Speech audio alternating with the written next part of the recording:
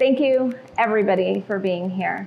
I am here to tell you that it has been critical for me to kill my mother. She is alive, but the first day of COVID, the day when we all thought we're just gonna buy some groceries and some alcohol and stay home for 2 weeks, was really the first day that my mother started to die. And I know many people lost a lot of people during COVID, so I'm sorry for that. And in a way, it feels like unfair to be killing someone who's alive when a lot of people lost people who they will really never have a chance to speak to again. But I too have lost somebody that I will no longer speak to again. On that day, kind of started out like, some family drama. Like most of us have, most of us live through. But little did I know that it was going to trigger finally dealing with my mental health. That my borderline personality disorder was real and that it was caused from the trauma that I had been raised with. And I made a choice to change it. I don't know what was more critical, killing her or changing myself. But the change is really what has led to this very moment, to be able to have so many people here that are really part of my community, because the old me is what I keep calling her, the one that really was looking for acceptance, looking for family, looking to be a better mother. She's here. She's finally here. And the one thing that I will say is that all of it has made me confident. A confidence that I thought that I was envious of. I was envious that I thought people who had good relationships with their mothers were just gonna be better. Everything was gonna be fine for them. Their mothers were gonna hold them or help them raise their children or support them through things. And it turns out that now I will be that mother. All of it wouldn't be possible without support, and that support came from my community, my husband, my child, my family, my friends. Just people who wanted me to be successful, the people who I didn't know I could do so much for me, the people who I never seeked that acceptance or confidence from. But most importantly, it came from myself. Although I'm grateful for everything and everyone, and those who know me know how grateful I am, it wouldn't have been possible without myself.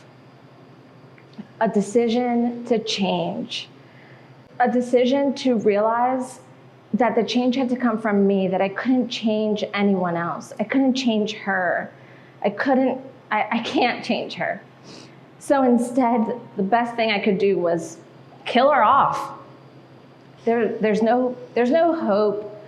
And I think that a lot of us, or at least for myself, I was hanging on to that hope that the next call would be different, that maybe the next call would have an apology, that maybe the next call would have an explanation. But I no longer need that. And that is what was so special and important and what has caused me to make the change. It also coincides with starting a business. And I was a really, really, really angry person until just about 2 years ago, when the anger started to shift. There's something about it that also was critical to change, because I was killing myself. I was killing myself, I was killing my relationships, I was killing the ability to change. And the biggest thing that I was killing was the ability to succeed in any facet of life. So when I started Buggy Pops, it kind of came out of a need of just not wanting to work in the winter. And anybody that knows me knows I hate winter. But it actually really has allowed for there to be an opportunity to exercise all of the things that I have found to be extremely important to changing. Sure, there's a lot that happens at my therapist's office. There's a lot that happens at home, but there's a lot that happens in my interactions with people every day that show me that I can be different, that I can spread love, that I can spread empathy and love and understanding and create an experience that I never thought would be possible with a popsicle. But it's more than just a popsicle, it's a feeling. And I feel that when you come to Buggy Pops and you come have this experience, sure, it's great, it's awesome. Who doesn't love a cold, sweet treat? But you're having an exchange with me that truly comes from a place of wanting to share myself. Something that I couldn't do before because I thought everyone was out to get me. And we all know where that came from. But I thought that I couldn't trust people anymore. And that trust was just really a lack of having trust in myself and a lack of having confidence that I could change. You know, the other thing about COVID that was so important was that everybody, to me, finally, I was like, okay, everyone else is depressed. This is great. Okay, now we're all starting off in the same place. I no longer had to explain why I was so angry. Everyone else was angry. Everyone else was dealing with loss. Everyone was kind of finally in the same playing field. And it really allowed for me to come out the other side alive. And at this point, what I've realized is definitely that this doesn't end. You have to continue to work on it. And there are little things that happen all the time that remind you how much you need to work on it. There's also really big things. You know, I realized that grieving takes an entire year. To grieve my mother took me being able to go through the entire process of what each holiday would feel like, what each birthday would feel like, what each, big milestone would feel like. And through that all, I actually have empathy for her. Some days I feel indifferent, which feels pretty good, but I actually have been able to find empathy for her, which feels really, really good. And she's the one missing out. She could be here. She could be here with all of you. She's funny, y'all. She is funny. You'd love her. But she never got the tools to be a mom, and she never equipped me with the tools. It was extremely critical to change. Had that change not happened, I'm just not sure that I myself would be here to tell you about this, because I thought maybe Izzy is better off without me than having a fucked up mom like the one I had. So when I think about what truly is critical, it's really just to continue to work on myself in order to be able to give my best self. And the best is always to just keep trying harder, because the sky's the limit. There's nowhere to go. There's nowhere else to go if you don't keep trying to go to somewhere new. So we are definitely in a time where there's a lot going on in this world. There's a lot of understanding as well as a lot of misunderstanding. And I hope that all of you can think about the places where you are filled with love and understanding, and also look at the places where there is misunderstanding and open your hearts to changing that. because the change is critical. So thank you, everybody, for being here.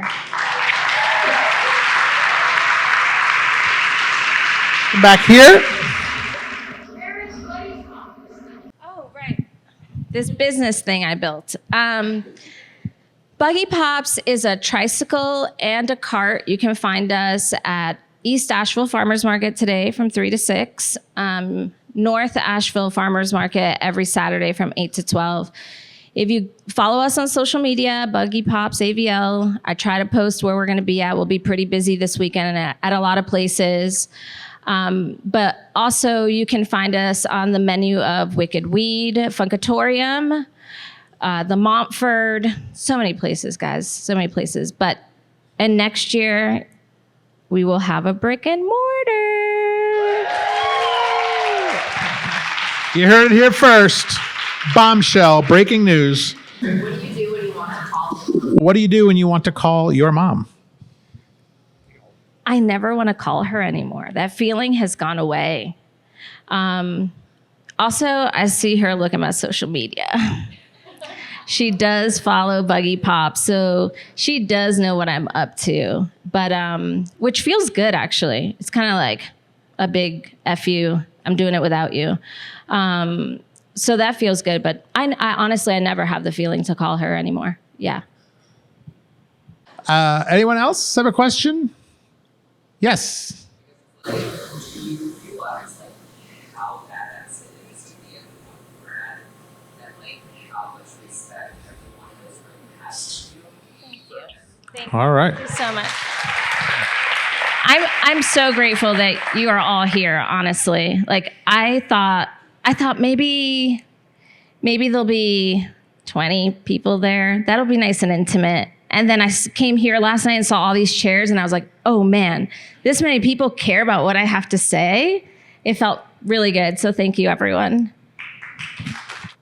Of all the things to pursue in business, why did you choose Buggy Pops? It's this person's fault. So I left Asheville. I went on a little sabbatical to Tampa, Florida, and I was eating popsicles at a place called Hippo Pops. And I ate a popsicle called, they call it coconut. And I'm that person that takes a picture of their food. And I didn't. I actually just kept the stick because it transformed me. And it just took me back to going to Puerto Rico and visit my grandma and eating something called limber. And I was like, man, I think I can make these. So I went over to Walmart. I bought some coconut milk, some cream of coconut, and I went on Amazon, where in Tampa, things come in 2 hours from Amazon. It's amazing. And I ordered a silicone tray, and I started making these popsicles and just kind of figuring out what I was going to do next. And my husband here, Ruben, was like, what if you came back to Asheville and started a popsicle business? You wouldn't have to work in the winter. And I was like, oh man, that's a great idea. So within a week, I had an LLC. I had ordered the cart, and I was testing out recipes, and I tested recipes for about 4 months.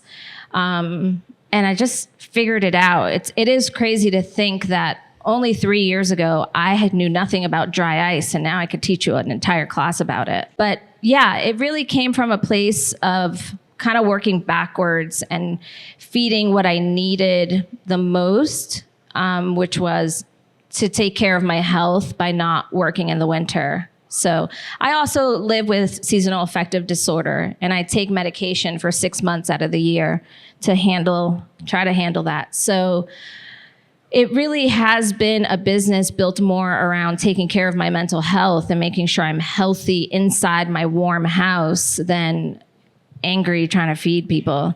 So if anybody knows me and has dealt with me in the winter, y'all know I'm not this chipper. So that is actually where Buggy Pops came from. All right. Give a hand for Ruben for obviously he's responsible. He helped. We can have time for one more question. No? Oh, here you go. What flavor of popsicle are you most excited about? And are there any projects you're working on that you're most excited about? We are winding down. The one flavor that I always promote is the coconut cinnamon, which is remaking basically that dessert that I ate as a kid. So it is the most nostalgic and the one filled with the most love. There's so many flavors I do love, and honestly, I don't sell anything I don't like. I've made a lot of flavors that have just gone down the drain.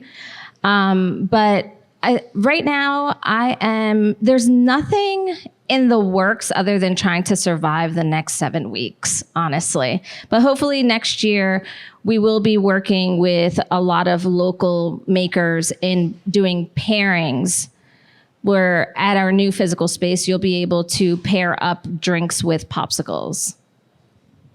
Okay.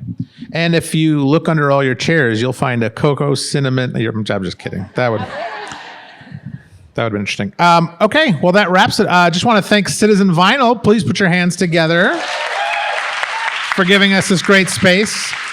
Another round of applause for Neomi, please. Yep.